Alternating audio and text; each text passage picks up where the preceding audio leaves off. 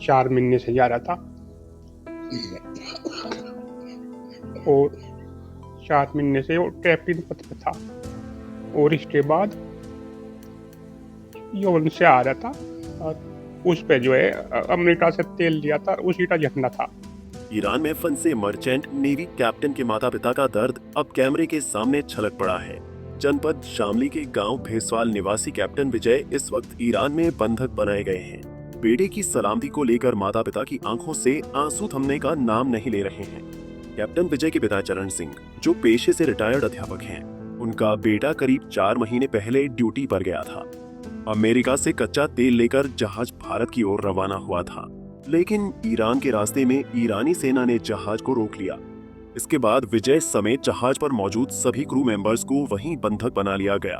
विजय साल 2009 में merchant navy में भर्ती हुए थे। उनकी पहली पोस्टिंग सिंगापुर में हुई थी। फिलहाल विजय की पत्नी अपने 2 छोटे बच्चों के साथ मेरठ में रहती हैं, जहां बच्चे पढ़ाई कर रहे हैं। पूरा परिवार हर पल एक फोन कॉल का इंतजार कर रहा है। बेटे की कुशलता के लिए माता पिता आर्य समाज की रीति से हवन यज्ञ कर रहे हैं और ईश्वर से उसकी सलामती की प्रार्थना कर रहे हैं। वो बेटा जो है 4 महीने से जा रहा था और 4 महीने से वो कैप्टन पद पे था और इसके बाद यौवन से आ रहा था और उस पे जो है अमेरिका से तेल लिया था, उसी का झंडा था। तो ईरान मातृसार ईरान वालों ने इसे जो है बंधक बना लिया और फिर जब से वहीं है और सरकार से प्रार्थना है कि उसे जल्दी से जल्दी छुड़वाने की कोशिश कर। ये कब भर्ती हुआ था? यो 2002 से था। 2002 से मर्चेंट नेवी में ही है। कौन से स्कूल में पढ़ते थे यहाँ पर? यहाँ तो ये सरकारी स्कूल में ही पढ़े और लंदन में जाके इसने टेस्ट दिया था इसका अफसर लाइन का, तो वहाँ पास हो गया था।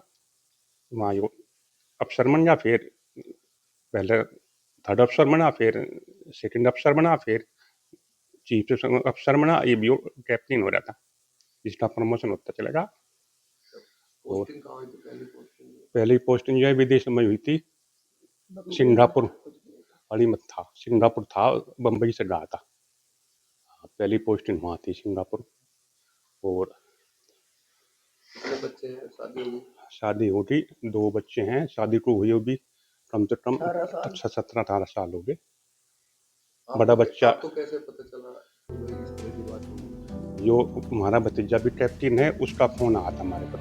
बेटे को देखने की चाह में मां की आंखें सूखने का नाम नहीं ले रही। पीड़ित माता पिता ने भारत सरकार और विदेश मंत्रालय से गुहार लगाई है कि जल्द से जल्द हस्तक्षेप कर उनके बेटे सहित सभी भारतीय नागरिकों को सकुशल भारत वापस लाया जाए। परिजनों का कहना है कि अब उनकी उम्मीदें सिर्फ भारत सरकार पर टिकी हैं। पंजाब केसरी टीवी के लिए शामली से पंकज मलिक की रिपोर्ट।